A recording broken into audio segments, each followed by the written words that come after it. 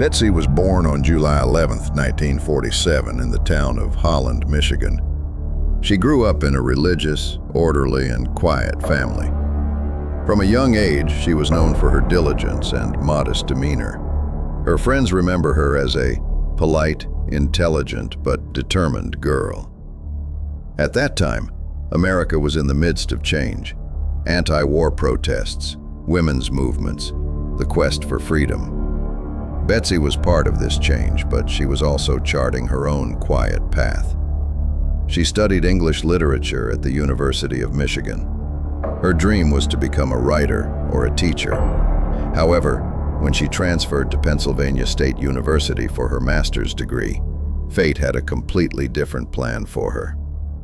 Betsy's boyfriend, David Wright, was in medical school. Their relationship was long distance. He was in Michigan, Betsy in Pennsylvania. But they corresponded, writing to each other every day. In those letters, Betsy sometimes mentioned her fatigue, sometimes the tense atmosphere on campus. That year there was a strange unease on campus. War protests, political debates, even threatening attitudes from some student groups.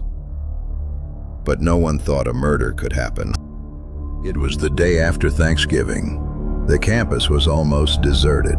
Many students had gone home to their families, but Betsy hadn't gone because she had a research paper due the following week. So, around 4 in the afternoon, she walked to Patty Library in the cold weather. She was wearing a red dress and carrying a brown bag on her shoulder. The library was quiet. There was no one there except for a few students. Betsy went into the stacks on the lower floor of the library. It was a dark, narrow, quiet section. Students who liked to study alone usually preferred that section. But it was also a place where no one would easily be noticed. Around 4:30 p.m., a few students heard a woman talking to a man among the shelves. The voices were low, but tense. A minute later, there was a sudden thud, and then silence.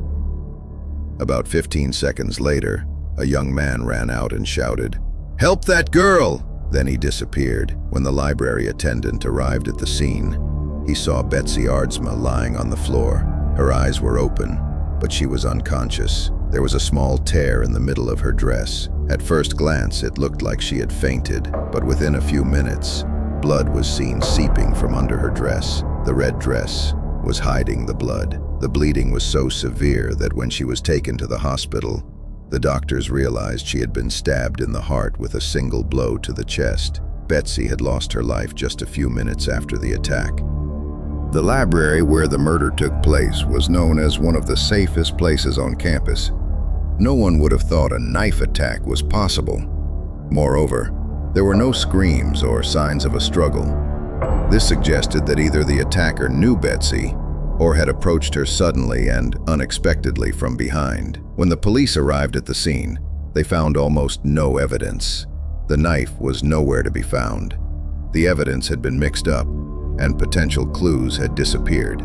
The police couldn't even find a single fingerprint. Someone said they saw a tall man with short hair. Another said they saw a man with glasses rushing down the stairs. But no one could remember his face clearly. The only common statement was, "A man ran away. Help that girl!" But that man was never found again. The investigation lasted for months.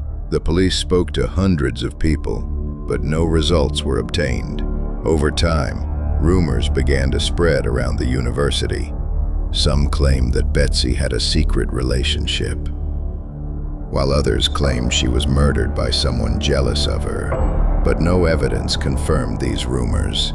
In the late 1960s, there was talk on campus of a strange professor, a geology student and teaching assistant named Richard Hafner. It was claimed that Betsy knew him. Hafner was known for his strange behavior. He often came to the library, spending time especially in the Stacks section on the lower floor. Some witnesses said they saw him in the library on the day of the incident, but he claimed he couldn't remember anything during questioning. The police were never able to formally charge him. Nevertheless, investigations conducted years later revealed that Hafner had a history of allegations of harassment, obsessive behavior, and false statements. But it was too late. Years after the incident, Richard Hafner died, and the case remained unsolved once again. By the 1970s, the Betsy Aardsma murder had become known as a cold case. The police, the FBI, and campus security reopened the case multiple times, but no new evidence emerged. There was no DNA, no security camera footage. The only concrete thing was the blow that instantly ended a young woman's life, and the echo of a voice shouting, "Help that girl!" Betsy's family waited years for justice. Her mother wrote her a letter every year on her birthday, but no response ever came. In a note she wrote in 1979, she said, "10 years have passed, Betsy. We still don't know who took you from us, but one day, justice will find you." That day never came. One theory was that Betsy had spoken to someone she knew just before she was killed. So the killer was not a stranger. Perhaps an argument, perhaps unwanted advances, a moment of rage, a knife blow. But the other theory is much darker. The murder was random. In that Stacks section, someone hiding in the darkness had attacked without waiting for anyone to come. That person then vanished without leaving a trace. Perhaps that person has still not been found because no one looked for them.